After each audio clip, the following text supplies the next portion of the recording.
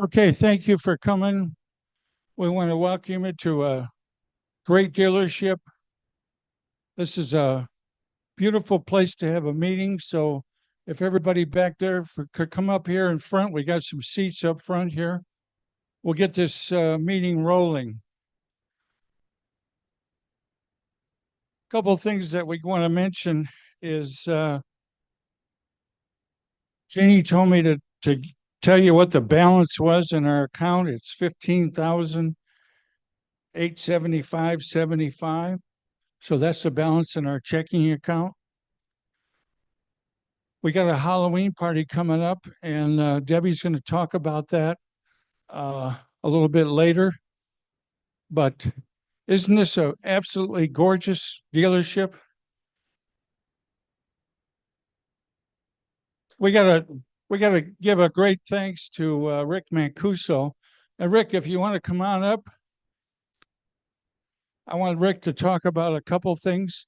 He was involved when the club started. He's going to correct a couple things that was in vet views, and he's going to give anybody a deal on a Ferrari. If anybody wants to get one, Rick has been so great, and we've known him for a long time, and it's just a fantastic place to have a meeting. So, Rick, thank you. Here, This is one of the events. We do a few events here. We're asked every week to rent. We don't rent this. Um, we do local, educational, military, law enforcement, charity, local, and then people that I like you guys. So this is a very pleasant evening for me. Thank you for coming. There's so much history here. And I was reading Vet Views the other night, and it said, founded in 1973 by a few car crazed Corvette enthusiasts in Wilmette. Absolutely wrong. Okay. I think it was founded in 1971. It was at 4700 Golf Road in Skokie. I was sitting in my office. Phil Schramm walked in the door and said, "Don't you think the North Shore should have a Corvette club?" I said, "Yeah, absolutely." He was with another guy, and I don't know who it was. I can't remember who it was. Phil did all the talking. I said, "What do you need to do a Corvette club?" He said, "I need a copier and a conference room." I said, "Done." And that was 60 seconds. I said, "Let me show you the conference room and the copier." And that was the club. The club was started right there. I think we had a meeting in a week or two after that. And here you are today, a few years later. So it was a real interesting start, but it was not in Wilmette. It was in Skokie on Golf Road. And that's where it really started. So that was fun. And it was Phil Schramm. Yeah, I know. But, you know, it's important to have it correct because you guys have done a great job extending the club and developing the club. So the early days are really important. And it was fun to do that. It was fun to be at Chevrolet. I was there for 8 years. It was an interesting moment for me. I learned a lot working with Chevrolet. I learned that I didn't really like selling cars that had back seats and four doors. I really love Corvettes, and it had a big influence on me. So it was a big determining factor at a point where I couldn't really stay. My father and I were too much alike. One of us had to go, and determining that it was his real estate, his working capital, and his franchise, this guy wasn't going anywhere. So it was my move, either get with this program or get out. So I elected to get out and move on. And, many years later, ended up doing something else. I left in 79. I was always driven by Corvettes and the sports cars. I was lucky enough to be associated with Greenwood during the mid 70s with the IMSA racing and so forth, which was wonderful. It wasn't that I was a great driver. I just happened to have a chassis and build, and I was dragged along on his coattails. So if you were a co-driver with Greenwood, you were driving a car that was faster than any other car in the field. So maybe we should have both been drag racers. I know that's what he was originally because we loved pinning it in the front straight. We'd hold it on the floor as long as we could and just freak out in the corners and slam the brakes. So, but that made everybody fast because he built great engines. So I became so associated with Corvette at that point. That's just really my DNA. I've had so much fun with it over the years. It's just been a wonderful program. I love the people. I love the cars. Like mostly what Chevrolet does with it, but not all the time. We have a lot of dialogue. I've had close connections with Chevrolet over the years. They've borrowed Ferraris from me over the years to study the cockpits, the size of gauges, the space between the driver's seat, the pedals, the steering wheel. It's kind of interesting. Heinrich would call me up and he'd go, "We need a 348 at the proving grounds. What can you send us?" Like, whoa, wait a minute. Let's talk about not driving the car. What are we doing with this car? We're measuring the interior. We're scoping it out. We're studying it. We're studying Ferrari and so forth. So we would always try and cooperate. We would send something up there. So it was fun to stay connected that way. And there's history between Ferrari and there's history certainly with Ferrari and Chevrolet and Corvette. I mean, we had a we had a Corvette at Le Mans '76, the wide body GTO IMSA Corvette, and we beat a number of Ferraris in that Corvette. That was an interesting story behind that. I've seen it written up. I'll do a little correction there. In '76, which was our bicentennial year, I had a Corvette in build. John was invited as guest of the French government because it was the bicentennial year for an entry at Le Mans.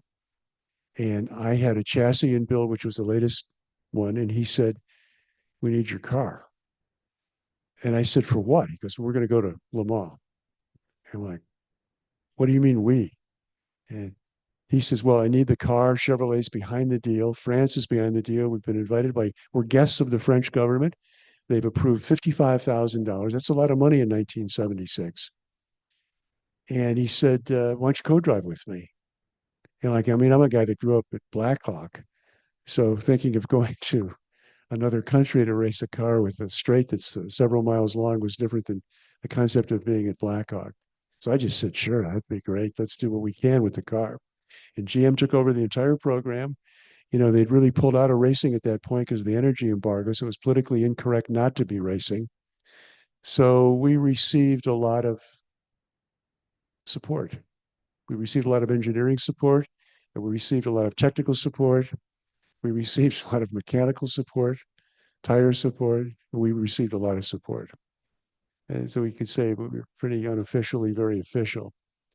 And so I was marching into my father's, and it was May of 1976. And I said, "Boy, if I got some great news. I have an opportunity to drive at Le Mans. It's John Greenwood, myself, and the French people want Jacques Lafitte, the French Formula One driver. So the three of us are going to go." He sat at his desk and he goes, "Yeah, but you're not going." And I'm like, "Well, yeah, I'll use my vacation. I'll go. I mean, this is Le Mans. I mean, this is you go. This is what you do. This is everything about it. I mean, it's the bicentennial year. You're in a red, white, and blue American Corvette. This is as good as it gets." He goes, "You're not going. If you go, you're fired." I said, "But my vacation." He says, "If you go, you're fired." Well, I needed the job. So I didn't go. And Burt Greenwood replaced me. And ultimately, they replaced Lafitte with a rally driver, French rally driver named Bernard Darnacki. And three of them went to Le Mans. The car ran great for 8 hours, one of the fastest cars in the entire race.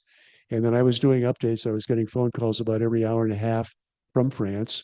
And I would go live on WGN radio because everybody was paying attention in those times. It was a big deal with Corvette being over there. And I was kind of giving them updates from the track. And then they had a tire go bad and it exploded and it ripped the fuel tank and the car was out. And that's the story of the car. A good buddy of mine owns it. He's down in Florida with the car, Steve Golden. He's been trying to sell it to me for 19 years. He just has the wrong, there's too many decibels in the price. I mean, it's just crazy. So, I mean, I've actually built a continuation car, built a replica of that car. Paul Gentilosi's been working on it for 19 months. And I'm going to roll it out in vintage racing. It'll be the most illegal vintage racing car of all time. It will break every rule in the rule book. So it'll be bump into a different class. But all I can tell you is it's the exact car that Greenwood would have built. It's no holds barred. And I can't wait to bring it out. It should be ready by next year. I mean, it's going to scorch the earth when this one comes out. So it's just going to be absolutely great. So I was talking to Burt and Burt Greenwood. Burt's still around. And he said, "If you'd been driving that car, we'd have won that race." I said, "Don't say that. I don't want to hear it. It's hard enough to live with that even every day when I think about it. But don't say it. That's not true. Those are great drivers." He said, "No, no." He said, "You and I both know we can't beat John." I said, "Yeah, for sure. I would never race with John because you can't beat John. So what you do is you follow team orders. And he said, well, we knew the tire was going down, and darn if he thought he had a lap where he could beat John. And we called him in, he wouldn't come in. He ran it one lap longer, and that's when the tire blew. Took the fuel tank out and retired the car. He said, you would have come in. Yeah, tough. Still bothers me. But there's a picture of a race we did at Sebring, and I had the chance to really slam off a Porsche in the hairpin during the race. I'll find that picture for you. It's a great picture because I'm turning into the hairpin. He's got his brakes slammed on. It's George Dyer and RSR. We were taking turns leading the race, and I was going into the hairpin with the race, and I had what I would say was a great Corvette bad attitude about Porsche. I just didn't like them. Okay, especially I didn't like them on the racetrack. They're great cars. It's a great company, but I didn't like them on the racetrack because they never broke, and we always struggled with that. But I had an opportunity, and I was going into the hairpin, and I saw this car coming up, and I know he thought he could outbrake me, and he dove down inside me, and I looked over, and I had to turn in, and I turned in. I said, if I turn in like this and he doesn't move, I'm going to hit him. And I said, I don't give a shit at this point. I'm going to hit that son of a bitch. I don't care. I don't care. And F you. And I just cranked that wheel in. Uh, he had to take some highly evasive actions at that point. So it was fun. It was a great photo. I'll bring it up sometime and send it out to you guys. I'm very proud of it. We slammed him up. Now I learned a great driving lesson. I won the corner. He won the race. So there's some love. There's some important things to uh, to learn at the racetrack. But I've had so many great memories from being around Corvettes all the time that I really enjoy the opportunity to sit and talk with people that enjoy Corvettes like I do, and look what ground they've covered in the last several years. The most amazing cars they've built. I don't think there's a better car for the value out there. The classic cars have become more valuable by the day.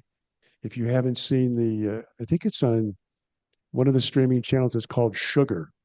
It's with Colin Farrell, and he plays a detective, and he's driving a '65 Nassau Blue convertible with a power glide. But I'm sure they made him do that for the movie. Side exhaust, gold line tires, white leather interior, fabulous car. I can't tell you how many calls I get from people. If you ever find a car like that, I'll buy one. So we started hearing about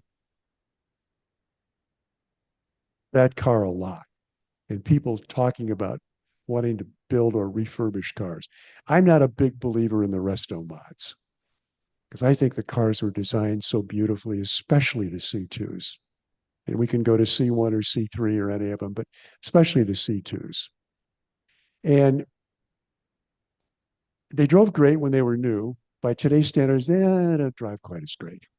But there's so much you can do with them. Now, I don't know if you have followed Singer at all, but there's a company on the West Coast called Singer. It's owned by Rob Dickinson. He was a musician. 20 years ago, he started modifying his 911 in LA. Started doing lowering it, wheels, flares, changing interiors, working on the motors. He's done an incredible job. He completely rebuilds cars. You bring him a 911, a donor car, and he rebuilds the whole car. You're going to spend between 700,000 and 1,000,001, and you're going to wait 2 to 4 years to get your car back. And when you get it, it is brand new engineered. Everything is state of the art, but it looks kind of like the original 911. And the used cars are worth more than the new cars. He's done a great job with it. That triggered a discussion and the movie Sugar that I've had with Doug Feehan, and that name should be familiar to those. He led the IMSA Corvette 8 times in a row, I think it was. And he's the Corvette ambassador right now. And Paul Gentilozzi, who's a heavily experienced multi-Trans Am Corvette champion, and various discussions in Chevrolet saying, what would we do to a C2 Corvette? Not to make a resto mod, but just to make it drive as good as it looks. What are the changes we would make? And we started putting a list together. This is a program that we're actively working on. So I'm going to throw this out to you, and I don't expect any answers tonight unless some things jump right to mind. But we're preparing a list right now of the things that we would do to a C2 Corvette to make it drive as good as it looks. And to give you some idea of what we're talking about, and we're not making a resto mod, we're not changing the body lines. We want it to look 100% as close to stock as it can, but we know that it needs improvements. And the basic ones easily are the tires. You put good radio tires on that car, it's like a brand new car. But we'd like to take it a step farther. We think there's some interest in renovating C2 Corvettes in the 30 to 50,000 range if you come in with a car. And the program is we would take your C2, unless we were doing, we'd probably build a couple cars to try it, to see what the real costs are so we could refine them. And I think I know what we would do. We would start by taking the drivetrain out of the car. And we'd want to clean it up real good. They have these new programs where they do use ice. I think you've probably read about them. And you can refurbish the underside. We just make everything spotlessly clean. We don't want to sell. We don't want to rebuild the car. We're not trying to build a different car. We want to make a better car out of it, but we want to keep it looking stock. So then we could start going through replacing body mounts, grommets, and bushings. Because remember, those are 50 years old. And then we can look at springs and shocks and brakes and tires and wiring and things like that could be made better, but still keeping it looking stock. And hoses and radiators and shrouding, but it has to look stock. It's kind of a GT version concept of the C2 Corvette. You could go to C1, you could go to C3, you could go to C4. We're going to build a couple of C2s. But what I'd like you to think about, it would be helpful to have input from you, whether it doesn't need to be tonight or just any time. My email here, it's rm@ferrarilakeforest.com. So feel free to email me at any time with any ideas that you have on things like that. We'd like to make the seats better. We'd like to add headrests. We'd like to have better carpeting. We'd like to have a smaller diameter steering wheel that's flat. We'd like more room. We'd like the gauges to be original but accurate. We'd like the radio to also be able to have Pandora and Sirius, but it has to look stock. Those are the things we want. Probably a 3-point belt rather than just a single lap belt, things like that, a little bit safer. Some better headlights, things along those areas. But a car that you could say, you know what, I think I want to drive it all the way on Route 66 to LA. And you know you're going to get there and be comfortable the whole time. So that's fun to work on a project like that. If you think of something that you want to add to that list, feel free to send it to me, talk about it. If there's any questions I can answer for you on that, I don't want to talk too long either. If there's other questions I can answer for you about things that we do here with Ferrari, because still the car business, it's different than Chevrolet in some ways, and it's not different in Chevrolet than other ways. I was telling someone earlier, when we make a mistake, we don't make a mistake for $500. It's a bigger mistake. That doesn't mean it's a better mistake or a worse mistake. It's still a mistake. The fundamentals are still the same. It's more fun to sell cars to people that want the cars versus people that need the cars. And we like people that want the cars. It's just more exciting. Driving is automotive therapy. I always kid my wife about that. Sometimes I'll say, I'll be back in about 30 minutes. What are you going for, a little drive? I said, yeah, just don't push. I mean, that 30-minute drive is the difference between me and active shooter. Okay? Just give me a little elbow room here, okay? Don't say another word. I'll see you in a bit. I'm going for a drive. But that's how important it is to me. So, I mean, I share the passion. I can't think of a more fun car than some of the Corvettes I've had and some of the Corvettes I will have. I got a great story. There's a 71 ZR1 Roadster back there. I sold that car new. I sold it to a buddy of mine in 1971. And then I bought it back and I sold it and bought it back and sold it. And I lost track of it for about 30 years. I bought it back from a retired judge in Seattle, Washington, about 3 years ago. And he had put together every piece of paper on that car, starting with the sales order to General Motors from my father's dealership with my name on it as the salesman. And every piece of paper from that forward until tonight. That's quite a story, isn't it? What a fun Corvette to have, right? Yeah. That's great stuff. So anyway, if there's any questions I can answer for you, whether it's to Corvette or Ferrari or any of our business that we do, I'm happy to answer it for you. And I'm happy to shut up and finish my beer, whatever your choice. Thank you. And thanks for being here tonight. I really enjoy having you here. That's a multi-beer story. And I'll give you the Cliff Note version. I asked about it in 79 when I left Chevrolet. I was told, see you later. There's nothing available. Call us in the next recession. What they didn't know is they were really about to go into a recession. You know, um, I had someone say to me the other day, we were talking about Ferrari and different things, and I'll circle back to that because some dealerships have traded hands, and someone said, "Well, you'd never sell Ferrari." I said, "Well, from a business standpoint, never's a long time. So you just, you always look at things, you look at numbers." But I said, Ferrari was my third choice. And they go, "What do you mean your third choice?" So my first choice was I wanted to work with my dad, and I would have preferred that. Wasn't to be. My second choice was Porsche because I was getting so beat up by them on the racetrack. I figured I'd join them. And I had an opportunity to do that at one point. And it's another sort of story. And then Ferrari was kind of the third choice. But what happened was when I left Chevrolet, I had a chance to do Porsche downtown. The dealers got together and gang sued me to stop me. I had written, it was in court for 18 months. We challenged the Illinois franchise law. Then I got a letter of intent from Ferrari 18 months later. And I got sued by the other Ferrari dealer.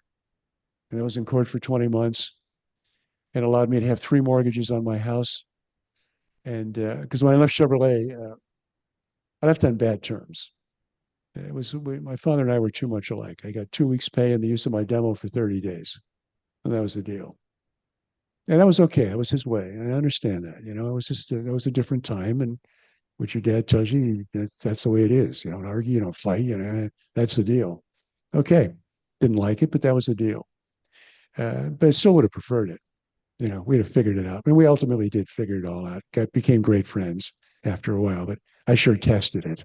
Okay.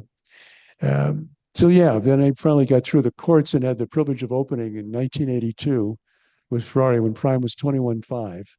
The bankers wanted 2 over. They weren't wild about a startup sports car franchise. And I was broke.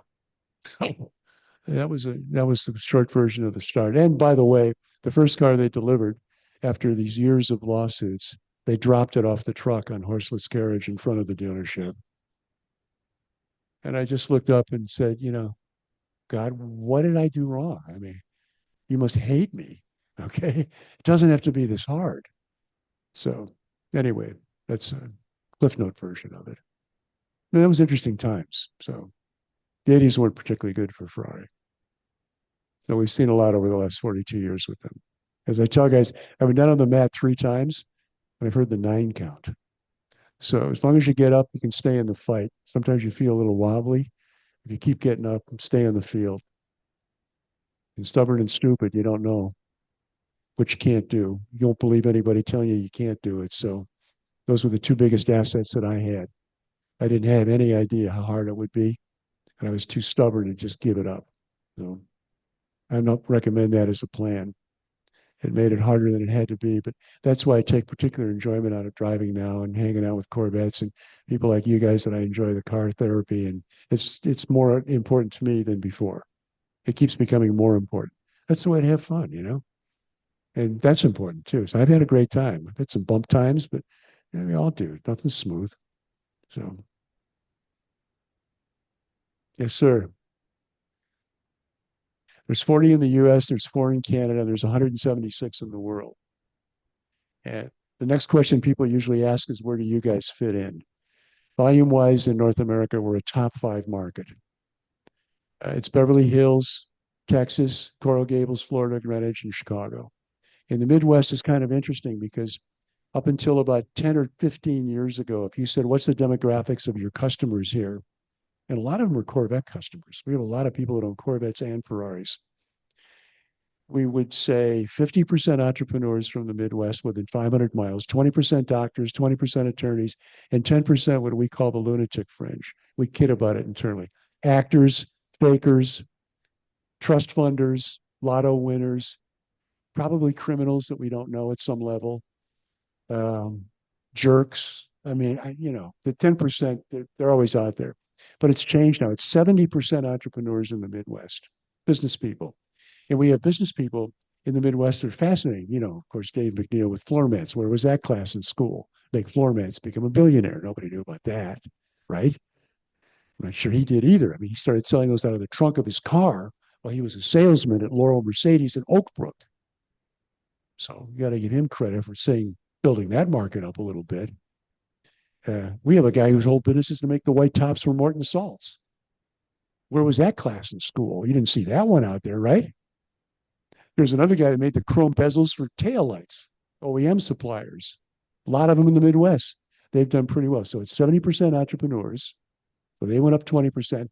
The doctors went from 20% to 10, but the 10% doctors are specialists, cosmetic surgeons, orthosurgeons, um, cosmetic and orthosurgeons. Yeah, those are brain surgeons, the surgeons and the cosmetic. So 70 and 10 is 80. The attorneys went from 20% to 10. It's mainly personal injuries attorneys. They seem to be doing pretty well. And the lunatic guys, they're all alive and well. They're still out there. They're still telling their tall stories, lying to us about everything, acting like jerks, occasionally buying cars, but that's the fringe part of it. So it's not dull. It's not dull. So, yes, sir.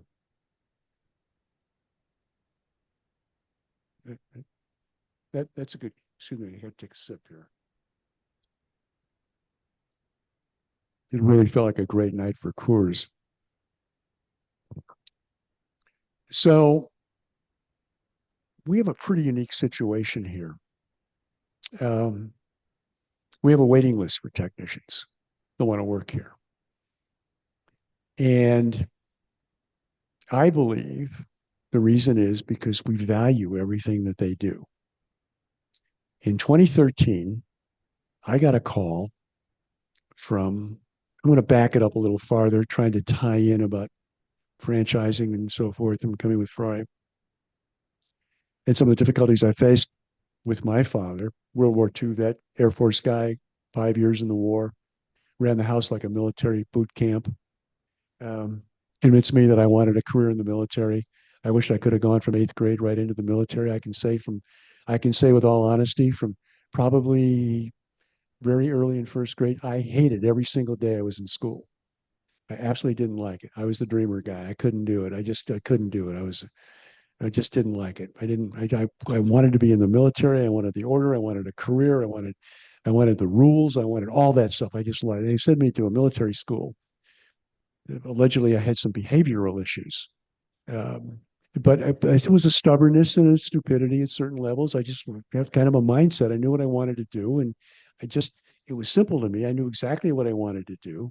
There's a picture in my office. And, I'm rambling on. If you want to, I don't know what kind of time you guys have, but it will be, well, I got a picture in my office and we can leave here and go to the West Wing. There's a lot of cool Corvette stuff over there. I got a picture in my office of me in a car at 4 years old in upstate New York. And I can tell you with 100% authenticity, I knew at that moment that I wanted to be with cars my entire life. It was crystal clear to me. It was upstate New York. My parents had bought a pedal car. I was bundled up with hats and coats, and I pedaled to the end of the driveway. And I said, this is it for me. I know exactly what I'm going to do. And school got in my way. So, I mean, but I wanted to be in the military, and I went to a military academy and I loved it. They thought that would solve me. And I wanted to be more in the military after I went to the military academy because I just enjoyed it so much. So it was a real experience, really going through a lot of that and trying to focus it and get through school. And then when I didn't want to go to college, when I got to high school, I wasn't old enough. We had the draft going, it was full steam, and I couldn't enlist. My father said, your mission is to be the first one in our family that goes to college. I'm not going to sign off for you to go to the war. I did that. I did it so you don't go, not for you to go. Well, you listen to your dad, right? That's what kids used to do. Right? That's how I grew up. Okay, so that's what I did. And, I went to college, but for me, it was just delaying everything to try and really kind of get into the car business and do something with cars. So um, it was a lot of tough moments there. trying to figure out the mission in life. I knew I wanted to be in the military, but I was drifting away from it because I went to college. Long lead up to the story. Always a soft spot for the military, always a big miss in my life as far as I was concerned. 2013, a guy named Joe Selenick calls me up. Joe is the guy I met on the racetrack, and I've made all my connections. The racetracks have been wonderful to me. The relationship with Corvette and Chevrolet and racing has determined so much of my business. It's made all the contacts. It's opened up all kinds of things. It's been wonderful for me, that association, and I deeply treasure it. And I met this guy named Joe Selenick. He's from Iowa. Their family had a company that made toolboxes for Sears. They made all the Craftsman boxes. So it afforded him the opportunity to do things like go to Europe and see if he could be a good racing driver, not worry about maybe how to support yourself, run for senator in Iowa, try out for the Olympic team. I mean, just crazy stuff that you do if time and money weren't really a factor, but a really good guy and a great driver. Now he's a professor at the University of Iowa, professor of entrepreneurship. He calls me up in 2013 and he goes, so would you be interested in helping Navy guys, predominantly SEALs, transition from active duty to inactive duty? Because you have a naval base just north of here, Great Lakes Naval Base. So anybody going in and out of the Navy goes through there. That's how it works. I said, yeah, I would love that. I don't know what I could do, but I would love it. He said, well, let's get together. Let's get some guys down there. So the following week, a couple guys show up, a couple team guys, sit in the conference room, and we have Joe on the conference phone. And we go through the conference phone. I said, look, I don't know what I could help with, but they said, well, we need kind of an intermediate spot. The one thing that these guys might be afraid of is not being in the military because everything changes at that point. So we provide kind of a soft landing. They have an office here. Some of them have keys to the dealership. They're some of my closest friends. I've learned so much from them. I'm going to circle back around how we get our texts. What I really learned about was teamwork from guys that live and die by what realtor, because I thought I knew. I had no idea. Okay. So I value teamwork so highly. And what I found was, or after this 2013, we started working with the guys, letting them hang out here. We did some fundraisers for them here. We introduced them to customers. We help guys get jobs. They can come and hang out here. We've gone shooting with them. We've gone training with them.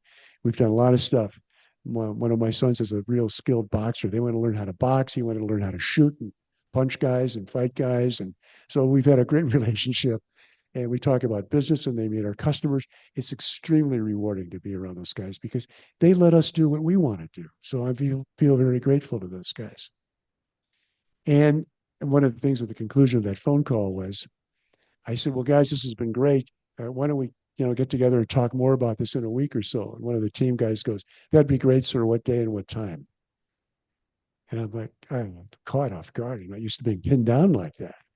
He says, well, you always go from target to target. You got to know what you're aiming for. That's when I started learning about teamwork, valuing teamwork. And I think that's what we do well here.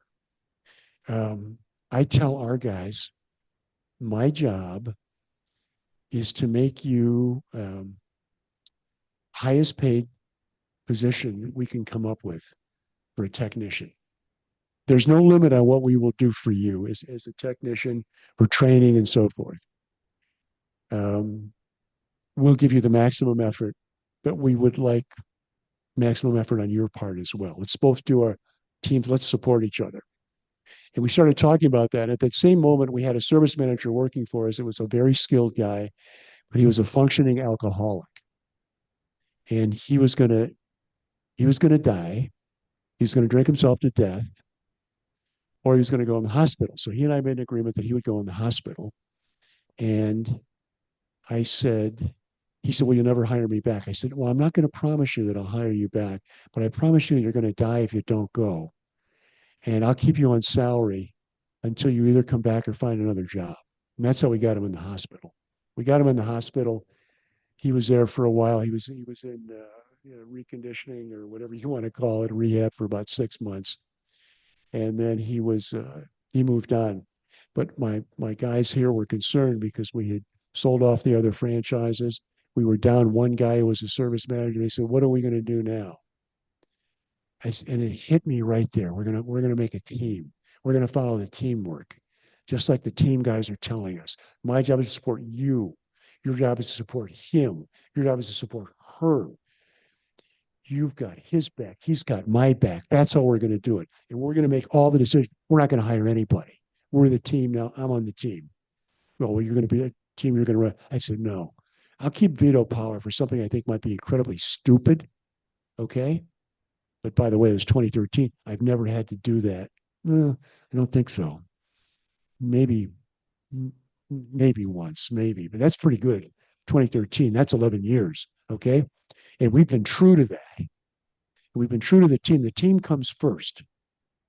So if we ever were to write a book about customers, and Ferrari tells us we have the fastest growing service department in North, Central, and South America, top 3 in the world. Okay, that's how they rate us. It has a lot to do with our team and the towing that we do. We provide towing within 500 miles at no charge with military grade guys and enclosed beautiful show car trailers to take care of our customers. But we provide our guys with the best equipment we can find, the best tools we can find, the best training we can find, the best compensation we can come up with. And our techs will make between we've gone from 1.5 right techs to 9. Okay. And our technicians will make between 115 and 190,000 this year. And they're worth every penny of it. And I try and figure out how we can pay them more. And our porters and our salespeople. Is Drexel still here? Or is he gone at this point? Drexel and I have been together for 30 years, 35 years. We've worked together. And he's been a very important part of our team. We're like, we're good friends and teammates and everything else. But because we respect so much what they do, because I can't do it, and they're really good at it, we have guys waiting to work with us. I can tell you that the master technicians from lots of dealerships, not only in this area, are ready to come here on a phone call. So that's been very rewarding for us to be able to earn the right for these guys to come and want to work here. But we go back. Actually, I was out at Nashville last week. Automotive News did a survey. There's 18,000 franchise dealers in the United States. I don't know how many single point dealers are, but we were voted by the places to work for top 3 single point dealerships in North America. That's by the people that work here. Okay. That's not me. That's the team.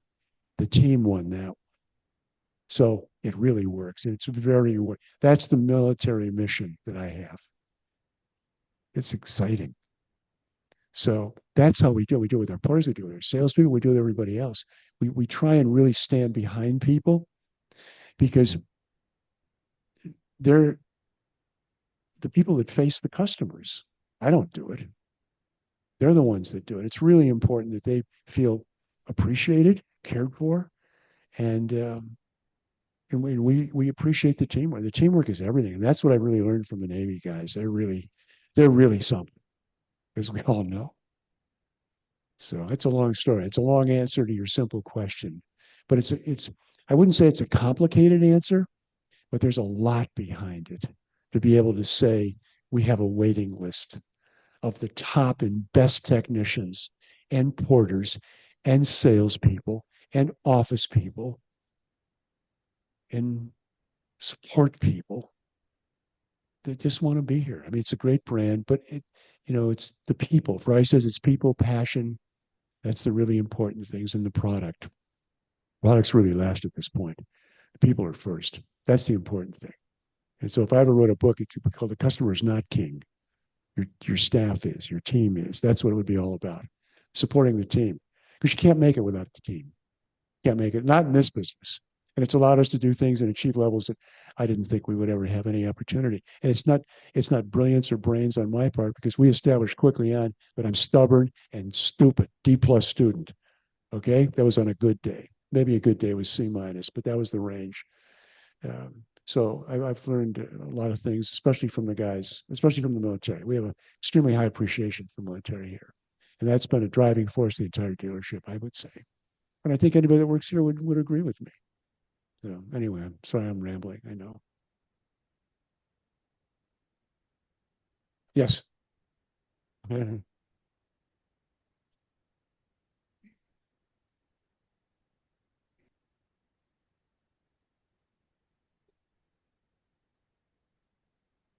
finance probably 70% of our cars. Yeah, it's really high. Um, the stories of people walking with bags of cash. No, I've never seen that. I've seen some, but you hear these ridiculous stories that get exaggerated. So, but 70% are financed, which is kind of interesting. I always thought I would have never guessed that. Yes. Leasing is not real popular here in Illinois. Um, we do a little more leasing. The financing is more popular here. The West Coast leasing is more important. Everything in California is about leasing, but they have better lease programs than we do here, way better. Illinois is a tough state for that. There's a lot of taxes, as we all know here. So yes, no, we talked about that earlier. It's a yeah, it's interesting. Normally we would have about 100 cars on order waiting to be built, and that would be somewhere around a year's supply. We would normally sell, and the business has been strong the last couple of years. We would sell new and pre-owned. We do 1-to-1, so we probably sell between 250, 275 Ferraris every year, new and used, 1-to-1. So normally we would have about 100 cars on order, and Ferrari would have about 12,000 on order for the whole world. We have 300 on order right now, and Ferrari has 35,000. So the life cycles have been, because the supply is limited. So it's not great volume in unit count, it's great volume in dollar count. Now, there'll be cancellations in there. We think 20% of it will erode, but those are still big numbers for us. And it shows that there's a lot of capital in the economy. Uh, it doesn't feel like it. I mean, it feels like things are screwed up. I know that 15 or 20 years ago, if any one of the 5 or 6 things that I think are fundamentally wrong in our country and our economy, any one of those would have slowed us right into a recession quickly. And now they're all wrong, and we're acting like everything's fine. So, banks ask me all the time, well, how do you feel about business? And I said, I feel like I'm in the water. Standing on sand. The water's about chest high. It's okay, but I don't feel rock solid. I mean, maybe that's just because I've been around too long with it. I've seen the downside. So a lot of people running business today haven't. That's when they say calm waters make weak sailors. 2 to 3 years. Yeah, I mean, we don't have new cars in stock. We don't build them for stock. Probably builds only sold cars. We've had guys walk in and say, I want to buy a car today. I want a brand new car and I want it right now. Yeah. No, that's a great Corvette. Yeah. I called a Chevrolet dealer today that I know. And it's funny, I'll buy Corvettes and he'll buy Ferraris. And we talk about cars because he loves cars. It's Mark Scarpelli. So, and I said, just so I know, because I'm always kind of curious. I'm always kind of flirting with him. Configuring a car. I do the build your own Corvette and I go through it. I was working on it last night. And I said, okay, regular Corvette, what's the deal? What's the wait time? He goes, 6 to 8 weeks. Probably get something. I said, okay, what about an E-ray? He goes, oh, that's different. That's 6 months plus right now. Okay. He says, don't even ask about CR1. I said, well, I've got a ZR1 you can't get anyway. So it's an old one. He says he's driven the Z06. He said it's the greatest car he's ever driven. So, I mean, you should be proud of Corvette. Really come a long way. So it's fun. Yes, sir. I get asked that question a lot. And here's how I would answer that. Normally it's what car would you like to drive? Okay. Well, here's the answer. This is about a mood. Okay. So I would say, how far am I driving? Am I going alone? What's the weather? How long is the trip? And then I'll give you an idea what I'd like because it changes. I mean, my mood changes a lot too. So there's a different car for, and I have the functionality to be able to change cars quickly, and I do. Look, I feel like I'm getting away with murder because I never had a real job. Okay. Um, our credit line here that we operate on is close to $30 million. Okay. So if you were immature like I am and stubborn and stupid, you had a $30 million credit line to buy cars, you'd buy some cool stuff, right? I mean, you got to buy some cool stuff, right? And I do. And I have fun with it. I enjoy the hell out of it. And you can go back and see cars that I've got in the back. There's lots of race cars back there. I love race cars. But there's a Shelby and a ZR1 and a 65, big block 4.25 horse. I got a used Bentley out front. Uh, I got a Stelvio Alpha. Don't feel sorry for the Ferrari dealer. Okay. I have a lot of fun with cars. It's therapy. I made that point earlier on this evening. Yeah.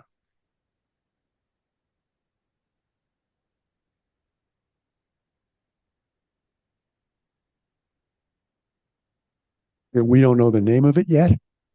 And I texted my friends, the meeting is today. They're in Maranello. The annual dealer meeting for the world is tonight at dinner, and tomorrow they're all in Maranello. There's no name for the car yet. We think they're going to announce it on Monday. They're showing it to the dealers tomorrow and Friday. We think they're going to go through the weekend with it. Probably we have an F1 race this weekend. Is it Coda? Is it Austin? Somehow they're going to wrap something into there. But I think the rumor is 250 something.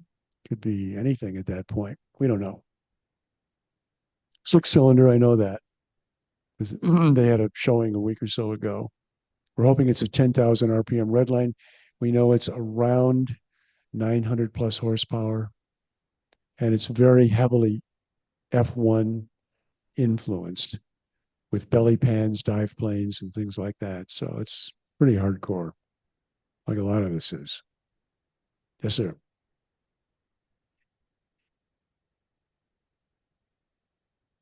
Mhm. I think it might have on our used cars. It might have on our used Ferraris because you could buy a new C8 or you could buy the used Ferrari. Some guys buy both. I mean, the C8's a deal. So, but I think it has because I mean, you see a number of them out there. Really, anybody driving a C8 can buy any one of the Ferraris they want, any one of the used Ferraris they want. So, but a number of guys have both. There's a real appreciation for the C8, and there's a real respect for the C8 and Corvette in general. So much to a point where I would have loved to hear them support Corvette as a separate brand. There was a lot of talk about that going on, a lot of discussions about that going on. Rumors were that they had an SUV, rumors were they had a four-door sedan. We thought they were going to try a trial launch in Europe as a separate franchise, like they did with Cadillac. We got involved in some of those discussions.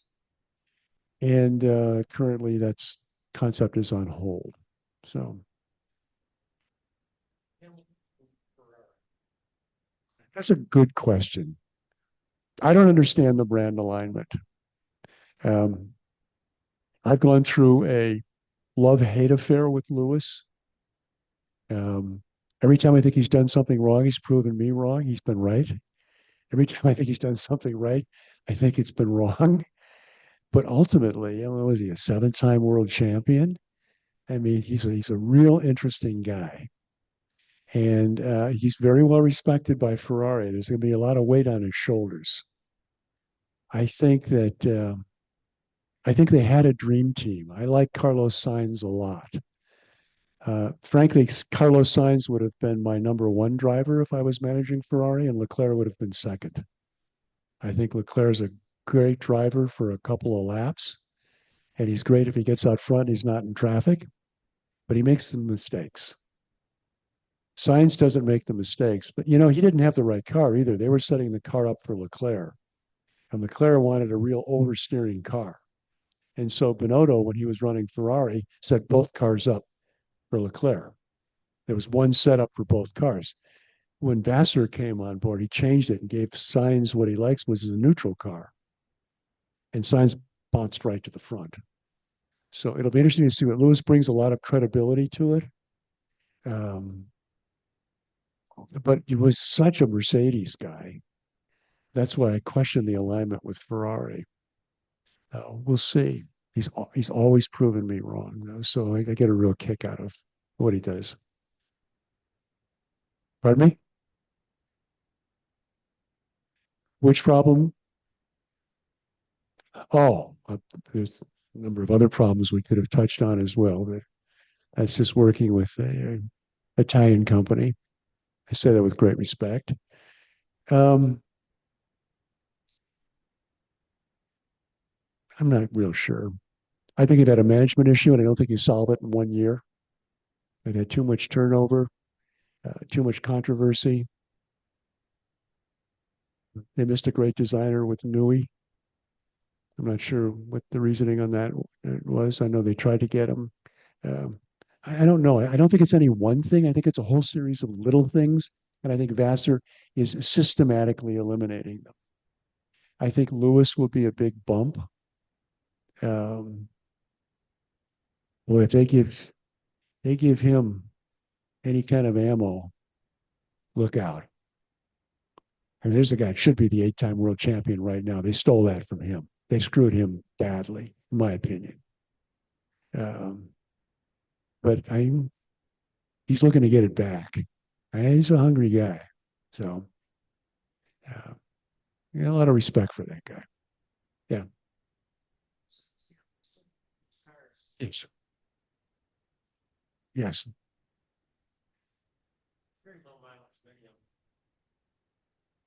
There's a number of people that just want to own the car. It'd be like owning a racehorse. It doesn't mean you'd be racing it yourself, but you just know you own it and you look at it. Someone asked me tonight, we were talking about the 65 Corvette that I've got sitting back there, the red roadster.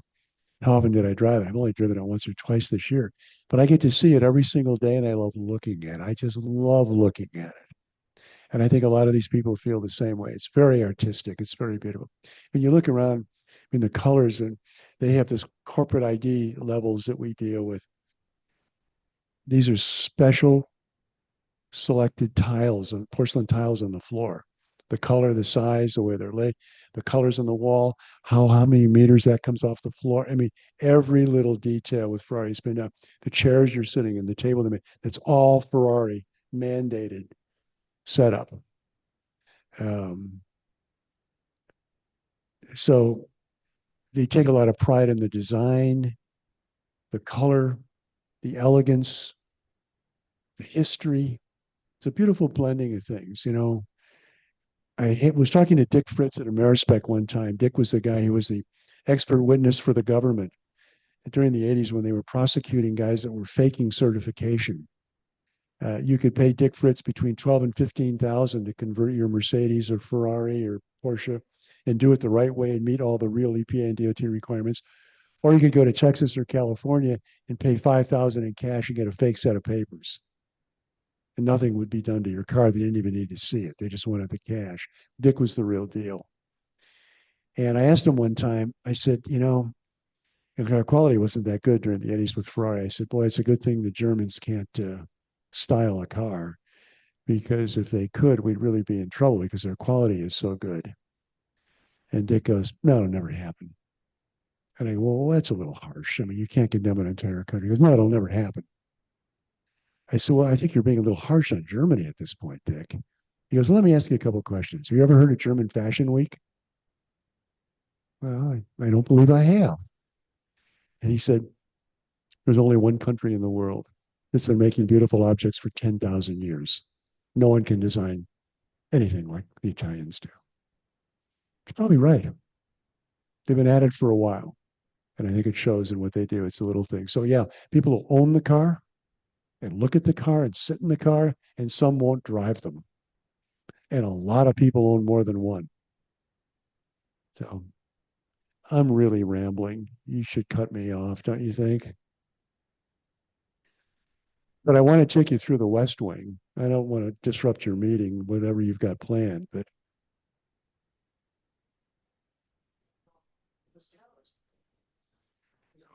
you're very nice to do that, but to say that.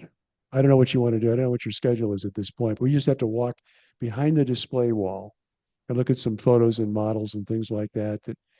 There's lots of pictures of Greenwood back there racing and some of the races at Sebring and Daytona and some of the earlier Corvettes. And it's up to you. We can do it another time too. So I don't want Do it for our meeting and then the people can. Why don't you do that and I'll finish my beer. Thank you. And we'll get together afterwards. We're gonna do the birthday game right now. So Cordis, where is Cordis? There she is. We'll do the birthday game. We got a number of birthdays in October. Okay.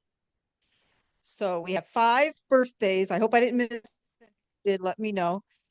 Eric Kirchner on the 5th. Frank Punzio's birthday was the 14th. Frank Cooper's is coming up on the 18th. It's over here. Eleanor Plotnick's coming up on the 23rd. And Bruce Marinholtz on the 25th. Did I miss anybody? Got everybody? Okay. So the question is, since Halloween's right around the corner, what's your favorite Halloween treat or candy? So we'll start with Eric. Reese's peanut butter. Awesome. How about Frank Punzio?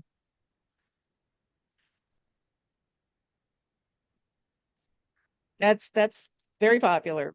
Frank Cooper? It could be unanimous. I don't know. Eleanor? I'm sorry? Milky Ways. Okay. And then Bruce. Where's Bruce? I don't know.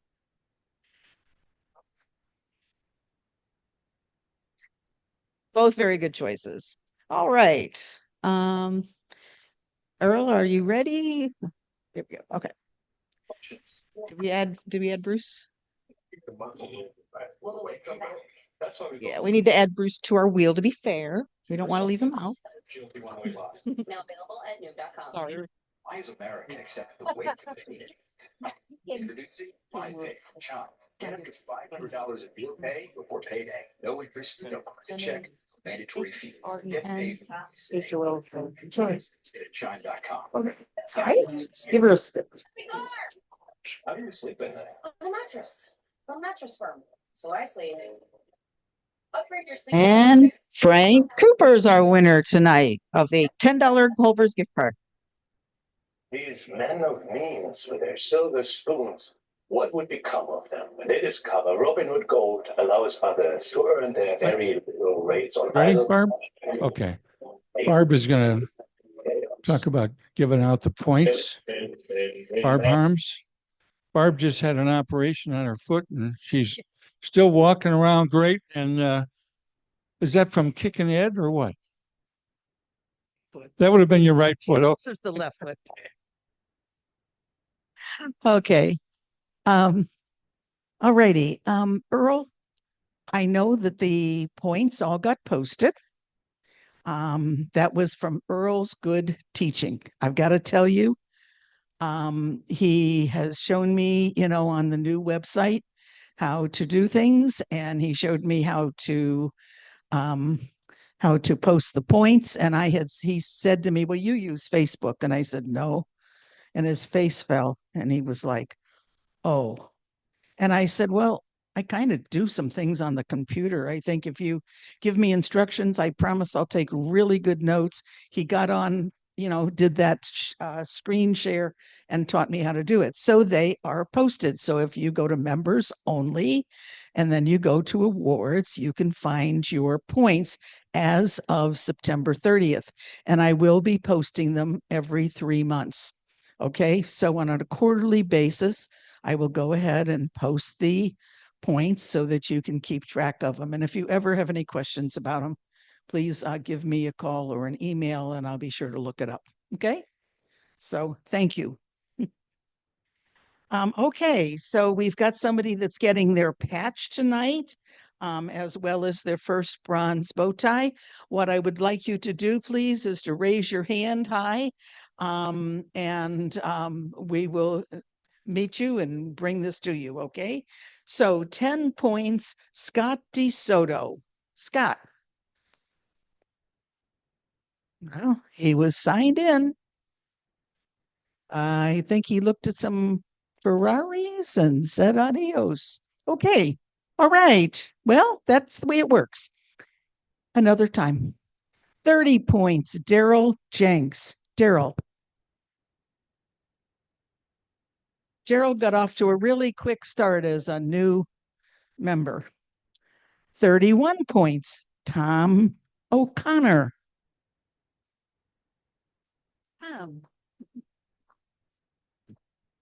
53 points. Debbie Domaraki. Debbie.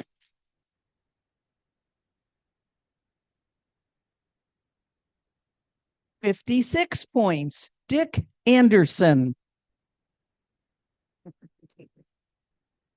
All in a group right there. Right back here, Ed. You got to keep it up so Ed sees it. There we go. 85 points. Frank Cooper. And Frank hosted the Super Dog, Ed.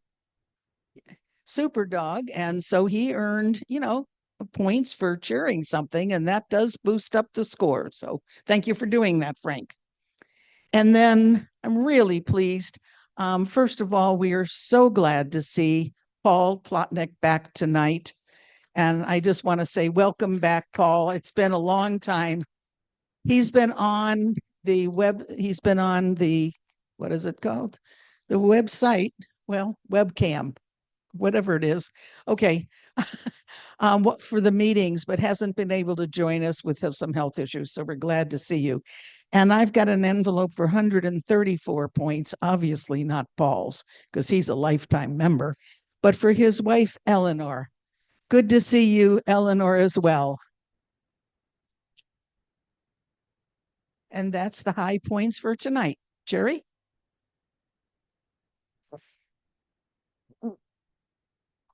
Thank you, Barb. Debbie. Debbie's going to stop up, and Debbie was taking care of membership. Sue Stockman was not able to make it tonight. Rich has been ill, but Debbie's going to talk about the Halloween party and the membership tonight. So, Deb.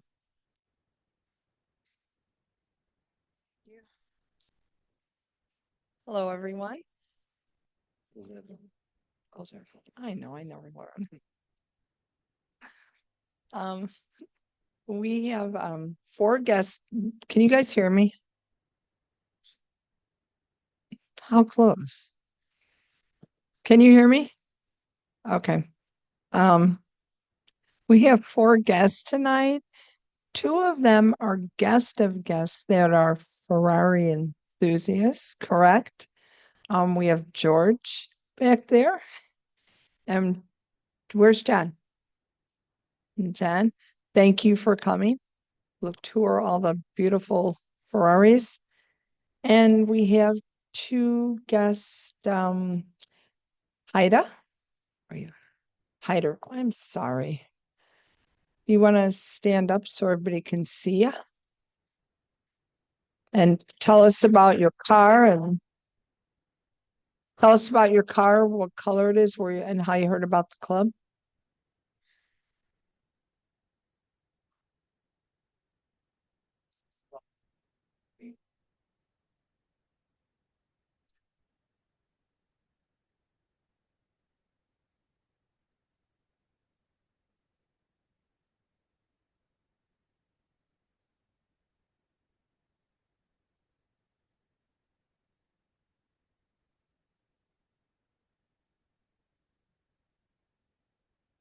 I felt like all right, I'll take care of all of it. Said, "Good."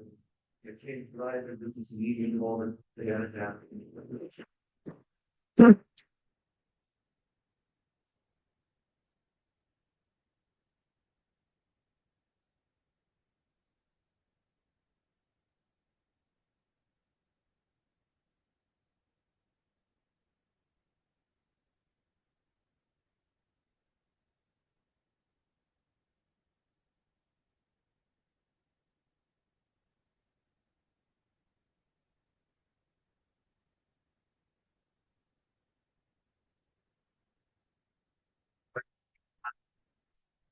and without letting up on the store. Quarterly and hopefully it was still alive and then leave and taking or right up license. Um,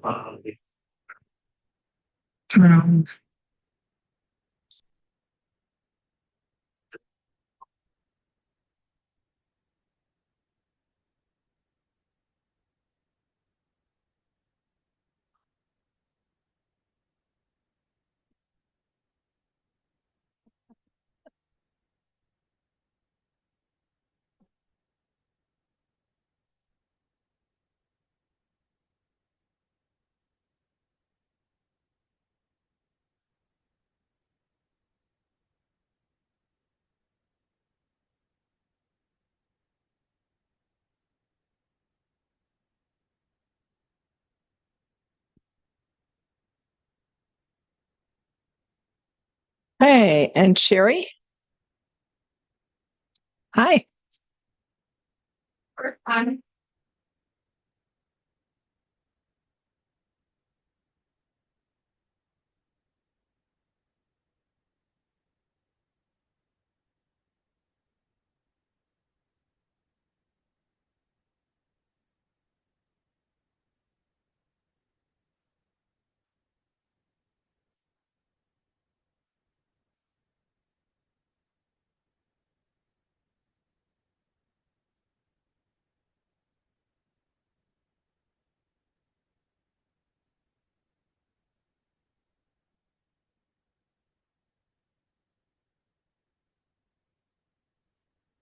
It's not fun.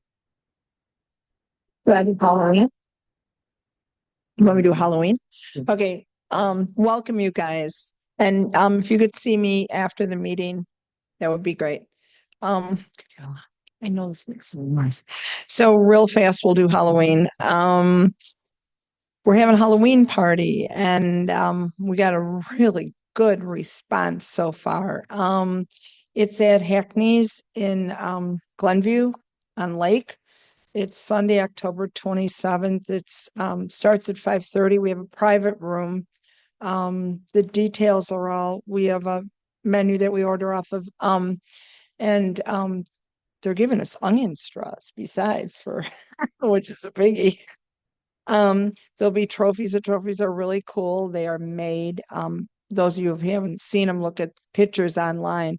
A lot of hard work from some of us making these trophies every year. It'll be best male, best female, best couple, and best Corvette. You do not have to wear a costume. A lot of people don't. Just come and have a good time. It's separate checks. And if you have drinks, whatever, it just gets added onto your check. So you're not sharing a check with anyone. You have to worry about divvying stuff up at the end of the night. It's whatever you buy. Does anybody have any questions about it? There is a sign-in sheet with a lot of names in the back. Those are people that have already signed up. And then there's, if you want to just sign up, you can. It says on the flyer, by the 18th. I talked to the manager and he said, we could have till the like 20th, 22nd. So if you have any questions, see me after the meeting, call me. There's, Tom, Tara, and Gail are on there also. So call any of us, feel free, and hope to see you guys. It'll be a lot of fun. Okay. Yes. The old flyers. Yeah, I think I mentioned it. Yes. And again, we have our own room, so it'll be pretty cool. It'll be all decorated and everything. So anybody have any questions? No? Okay, thank you. Thanks. Thanks, Deb. Frank, where's Frank? Frank will give activities. And at the muscle car show, Deb is going to have dinner. And Frank's got that information. Frank? Hello, everyone. Can you hear me? I want to thank everyone for coming out here. Enjoy Rick's cars. I'm going to try to keep it short, so you could go in the back and check out the other cars that he was talking about and the pictures on the wall. There was an event at Tighthead Brewing that the Ravens did. They're not here, but I think everything worked out well. Renee Allberg did the ladies' lunch October 7th. Daryl this past weekend did the honor flight, departure and escort home. I think that all turned out good. We're at our membership meeting. Coming up this month, Debbie already talked about the Halloween party, which is October 27th at Hackney's. This Sunday, we're going to do a drag racing event at Byron Dragway. I reached out to them yesterday, haven't heard back to make sure it's still open and happening, and it's a test and tune day. We're not going to be competing with all the professionals. So I'll do an email blast if something is not going to happen, but otherwise we will be there. I think the gates open at 9 o'clock. And if you don't want to race, just come on out and spectate. I would also like to know if anyone is going, please email me or call me so I know. I have a friend that's going to join in, so I know there's two of us going, he and I.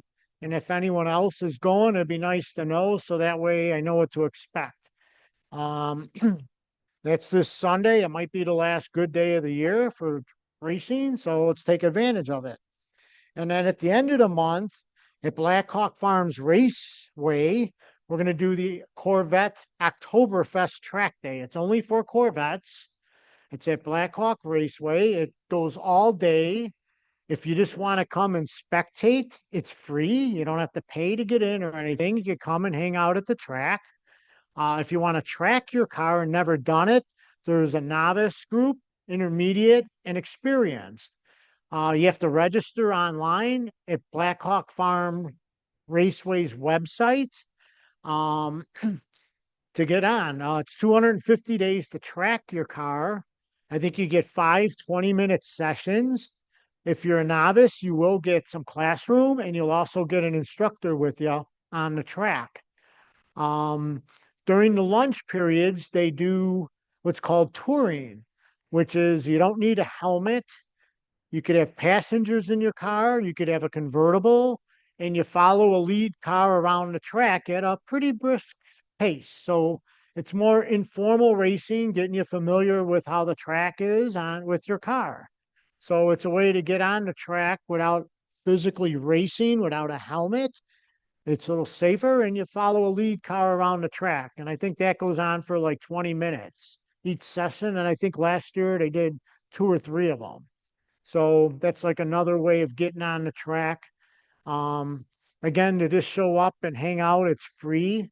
And you pay for the touring on site, and to race like on the actual sessions, you do that online, and it's $250. And I think there were some service fees involved too.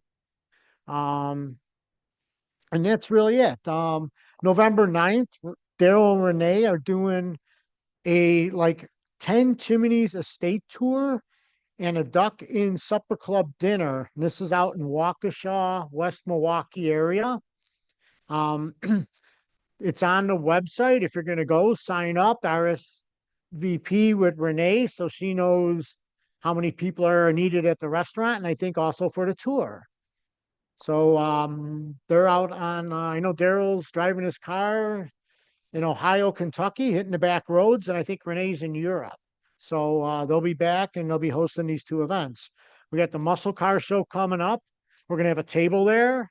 So if you're at the muscle car show, make sure you stop in at the table and sign in so you get your points, and Barb could credit you. We're going to do a dinner Saturday night after the muscle car show, usually at Moretti's in Rosemont. Debbie's going to make the arrangements for that, and we'll get that out to all the members. So that way we could, even if you don't go to the muscle car show, you could come out to dinner with us and have a good time. Then I think Moretti's was good with doing separate treks also. They usually give us a little room off to the side, so we have our little private area. And we'll try to do it a little early to beat the big crowds, because it gets really crowded at that Moretti's in Rosemont because of the conventions and everything like that. And I think that pretty much covers it to our next meeting. Bob Zoyer has a question.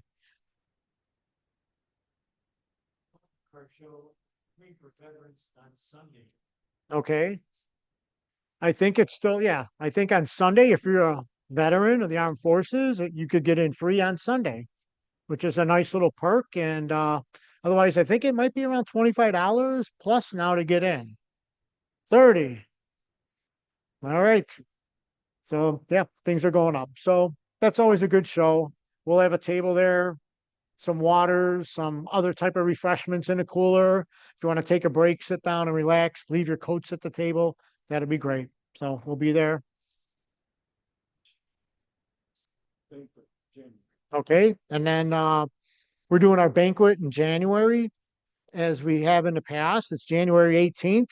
It's at the Coddington Banquet Hall and in Palatine. Is there a table set up here now to sign up for the banquet? So you could sign up right now. I'm not sure if I think if you sign up early enough, it's a little cheaper than signing up later after the deadline.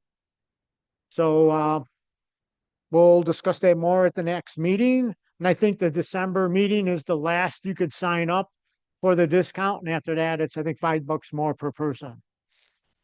And that's all I really have for activities. Anyone have any questions? Pardon me? The Rosemont Muscle Car Show, it's Saturday and Sunday, November 23rd and 24th. Week before Thanksgiving. Eric. Tommy T wants to discuss Adopt a Highway. I think he's doing that October 19th. Okay, so Eric's going to mention we need volunteers for Adopt a Highway on October 19th. We need like 7 people, I think. 5 to 7 people. See Eric if you want to volunteer to do that.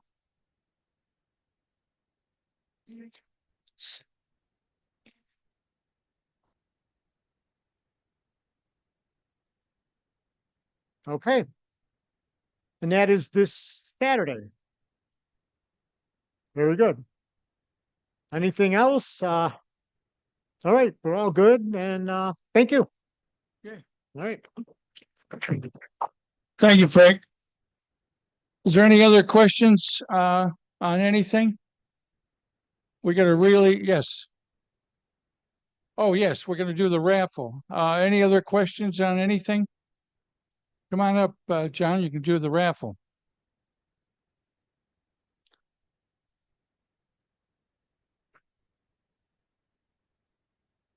Okay, so Terry and I are filling in tonight for the raffle, and we actually have 13 drawings for tonight.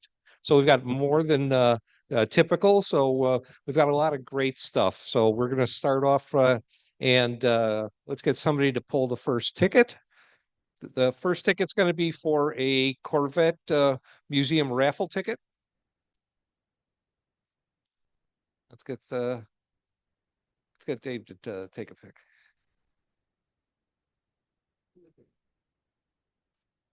Mark.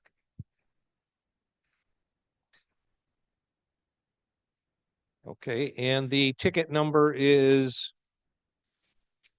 769351. Last 3 digits 351.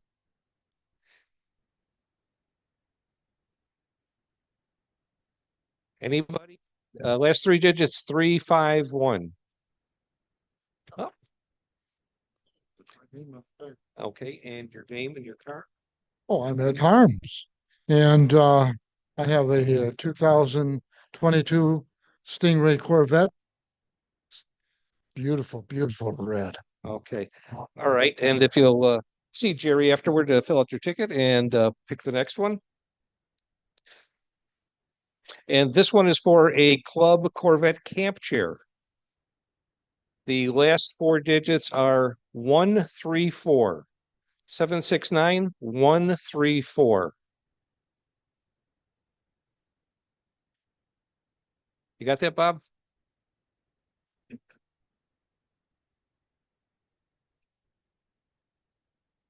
One, three, four. I think that's it. 769134. That's it. Okay. You'll pick up your chair from Nancy Jacobko at the table in the back and pull the ticket for the next winner. And your name and your car. Bob Zier, I have a C7 Long Beach Red Coupe. Okay, and the next one is for another club camp chair. Number is 768-867. Last three digits, 867. Up, I see Nancy coming this way.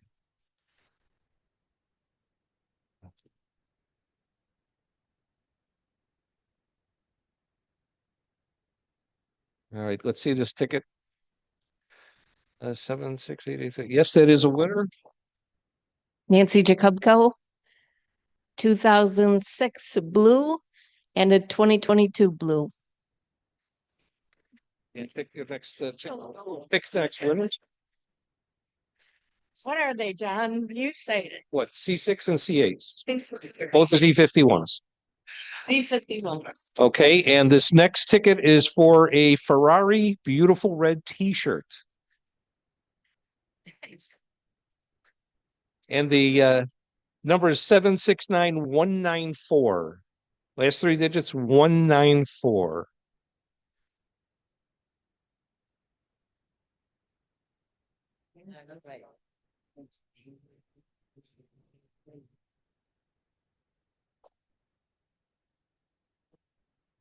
Right, and that's winner.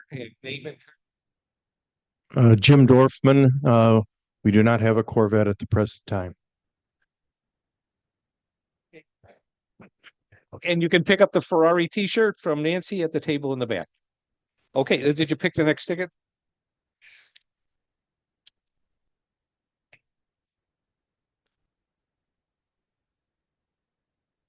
Okay, the next prize is a $25 restaurant gift card. So good at many restaurants. 769-071. 769-071.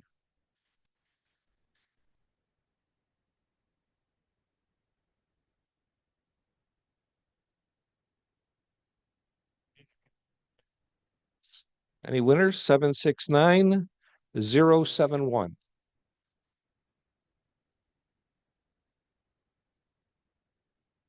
Going once, going twice. 769-071.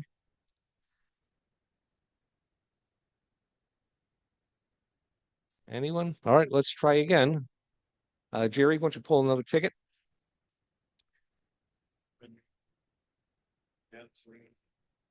Okay, the winning ticket number is 768-827. 768-827. Oh, I won.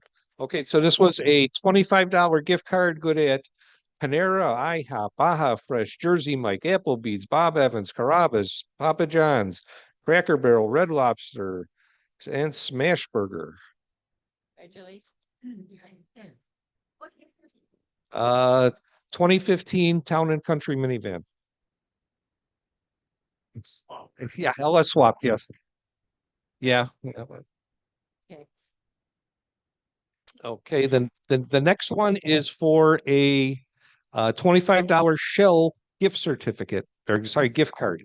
Winning number is 768-879.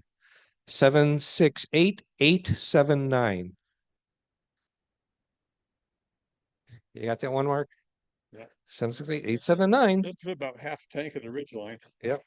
And let's see, this was the Shell gift card. There you go. Mark Anderson, 2014 Z51 convertible torch red. Nice. And pick the next winner.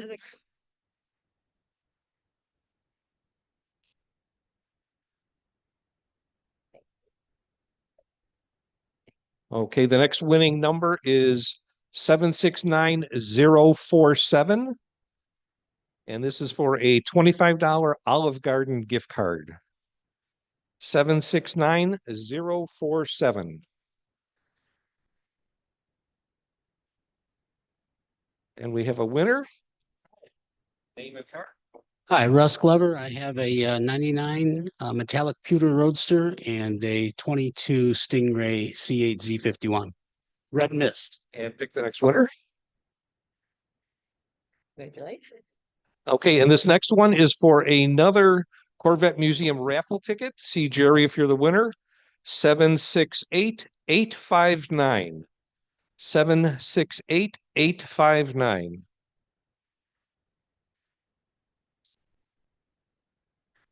Any takers? Oh, here comes Nancy again. Yeah. She's going to say this is her winning ticket, not mine. It is. Yeah, that's hers. 768-859. Okay. 2020 BMW 330i, black.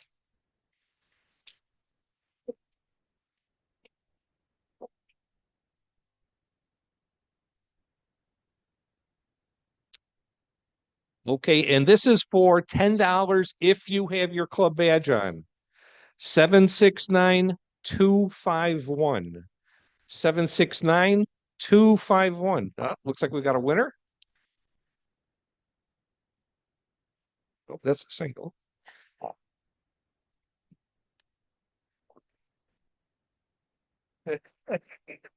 Thomas O'Connor, C2, 1964. There you go. That's yours. And pick the next winner.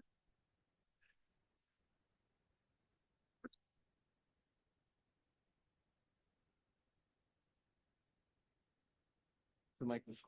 768-775. Thank you. And this is for a bottle of Buffalo Trace whiskey. 768-775.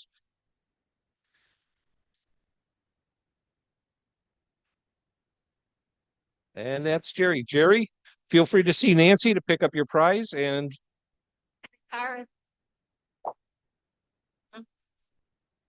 name and card. I got a 67. I got a 2020 C8 Long Beach bed and a Z06 Red Mist. Thank you, Jerry. And pick the next winner. And now we're going to get down to the 50-50s. So we've got three payouts, $10, $20, and $60. The first one is going to be for $10, and the winning ticket number is 769-080. 769-080. Hey, it's about time.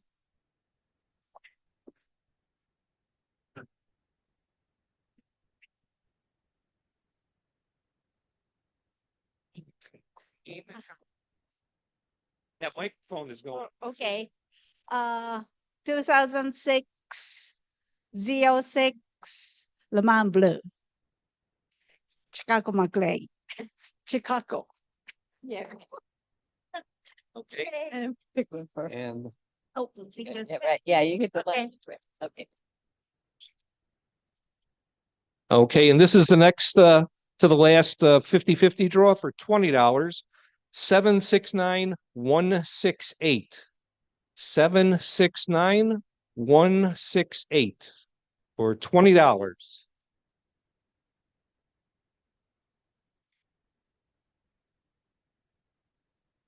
769-168 for $20. Name and card. Adrian Marino, 1994, Torch Red, LT1. And I'll let you pick another ticket. Pick the next winner. Winner. Speak for the last draw. Yeah. Okay. All right. And this is the last draw of the night. 768-855 for $60. 768-855. Oh, here comes Nancy again. I'm Thanks. and I bet she's gonna say it's her winning ticket too. So